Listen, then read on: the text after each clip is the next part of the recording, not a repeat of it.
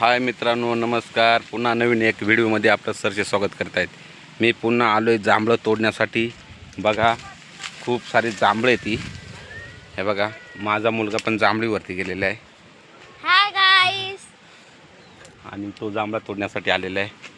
हे बघू शकतात, खूप सारे जांभळे ती झाडावरती पण खूप सारे जांभळे ती. हे बघा, एवढे असे जांभळं तोडलेले आहे ती. मी अभिनंदन तोडलेली आहे ती.